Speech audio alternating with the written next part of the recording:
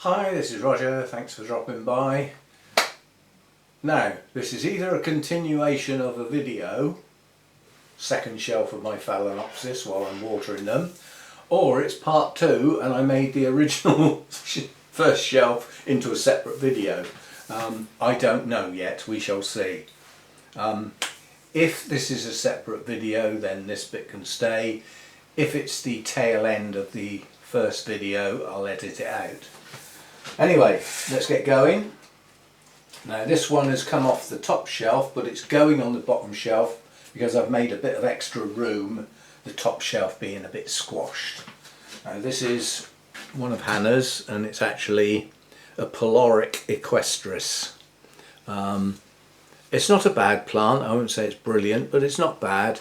It's got some reasonable roots. I won't say that it's a brilliant root system, but it's got some reasonable roots. And it, as a species, obviously under normal circumstances, a species will not be as vigorous as some of the mass-produced hybrids are. It's just the way of the world. I'm not going to put this one down on the table, this one's going on the bottom shelf in the little bit of space that I made for it. There, fits nicely. Right, so now we can get on the rest of the top shelf. We should be able to spread these out a bit better this time round. Right, this is Phalaenopsis split. This came from Burnham's, and it hasn't been repotted, and it can do with repotting because it's got algae in the pot. It's in a clear pot, and I've got it in a black pot now. It's got good roots. I would just prefer that to go in some fresh media.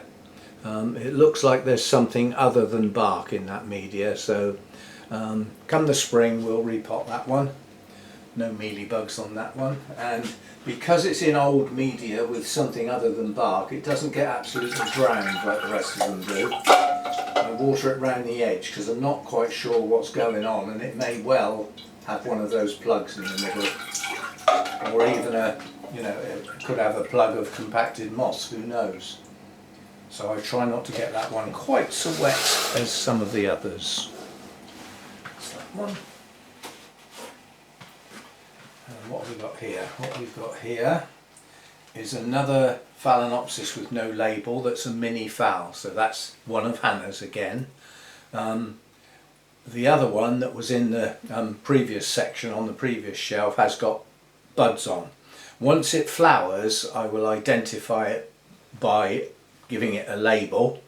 These hybrids have got no names, and that way I can label this one as well, because it'll be there's a pair of them. They're both Hannah's. I've had them some time now, looking after them, and it's just a matter of having some form of identification on these, so that I can talk about them if there's anything odd about them or anything like that. I give them a letter. If they haven't got a proper name, they get given a letter of the alphabet, and there is a little bit more to it than that because they're in sets. I know what the sets are, I don't mention them. Now this is one of the Double H mini phals, and as you can see, as I've just been saying, that's mini phal E. That one has not grown any roots, recently repotted, got a nice set of leaves, and it has a couple of mealybugs around the base of an old flower spike. That's a very unusual place for them to get. No good hiding, I will find you.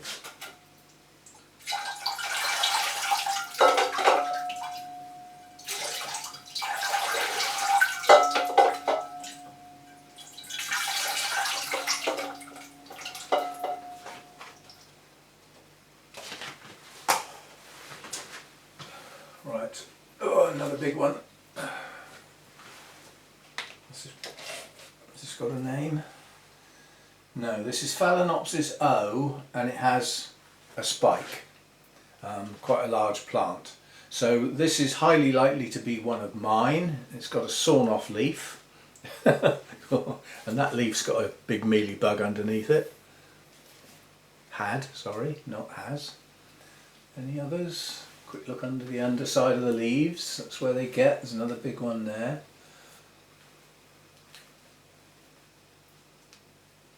That's about it, a couple on the edge of that leaf.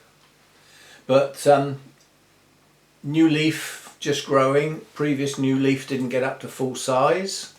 This one, yeah, these are the leaf sizes. That one didn't make it, and it has another one coming that has another chance.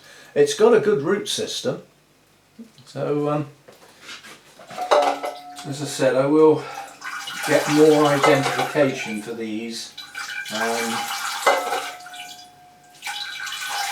but the chances are this is one of mine.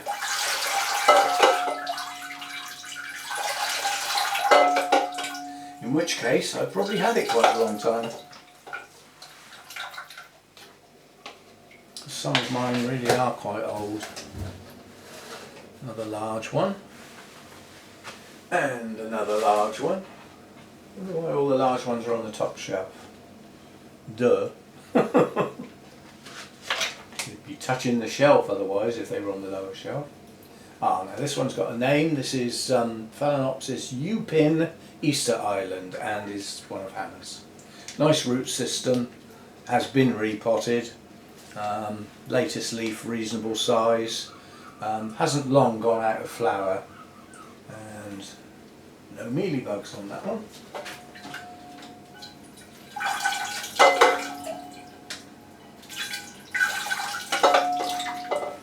Yeah, I forget what colour these are without going to my notes. I always put the colours and patterning or whatever in my notes once they bloom. Obviously a lot of orchids that you buy are in bloom at the time, and it's a good idea to make a note of what those blooms actually look like, because believe it or not, you might not get any more for a couple of years. So it's nice to know what you're looking forward to. Although some people just like surprises. Another big one. Oh, this is, it's just got a letter on it. Ah, now this is definitely one of mine. And there was a reason, this one came from Spice Exotic as well. And the reason I bought this one at the time was it had a good number of spikes, but it's effectively two plants. So you've got one plant here, yeah, and another basal growth pushing on here. That's effectively growing out the side of the stem. It has its own root supports. These two could be separated and become two plants, but I thought it might be nice just to keep them as they are. And again, you know, most people may not have seen a Phalaenopsis grow like that. So I've got one in the collection to be able to show you. I often will buy an odd one, you know, one that's not quite right. I won't say it's wrong to have a basal growth, but on a normal healthy plant it is unusual. So there's just a couple of mealybugs down next to that new leaf. Gotcha.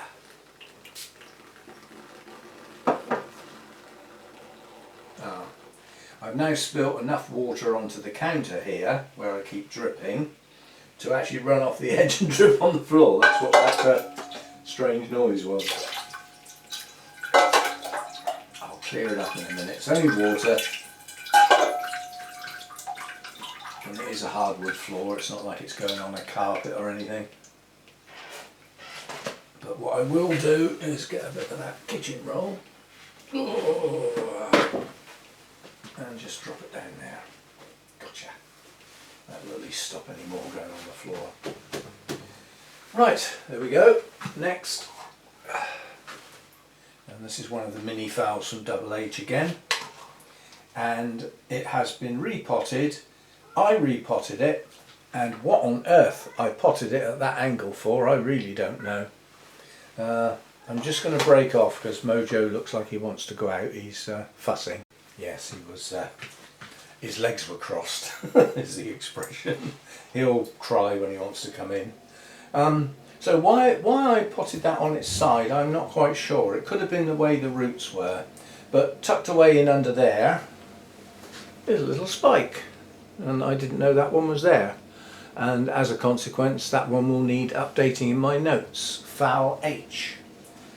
I also need to be able to put it down, lift that leaf up, and get at those mealybugs at the base of that spike. That's where they go. Base of the leaves, base of the spike, and around new leaves in the crown. So not a very good root system on that one. They're not actively growing, but they're there, and they're more than enough to support the plant.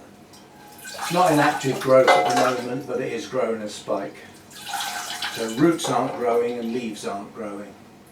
In a really strong, healthy plant, in a really good environment that suits it, a Phalaenopsis will grow new leaves and spikes and roots. It'll do everything all at once. Right, it's not too many left now. This is another one of the mini phals. And that's got, so I don't know whether I don't know how much of these you can actually see, but the base of that new leaf there has got a lot of mealybugs around it. It's where they gather. But as long as I keep on top of them and don't let them get out of hand, and the problem with these, why there are so many this time round, is that I effectively almost missed a complete watering. These haven't been watered for, I think, about 12 days, and normally I'd only go 8. So unfortunately the mealybugs have got a little bit further advanced than they would normally get the chance to do. But by making sure I don't miss any this time round, then we should be okay. They'll get, these will get watered a bit more frequently now. I just had a period where I just didn't really want to work on the orchids. It happens now and again. I just didn't feel like it. It's not as though I thought it wasn't worth it. In some cases I think it was because I thought I could get away with it. But yeah, these got left a little bit too long. Given that during the day they don't get warmth as such. But I mean, it's 23 degrees in here. That's because it's mild outside, otherwise it wouldn't be that warm. Oh no, this is one of Hannah's, and this is the one with the patterned leaves.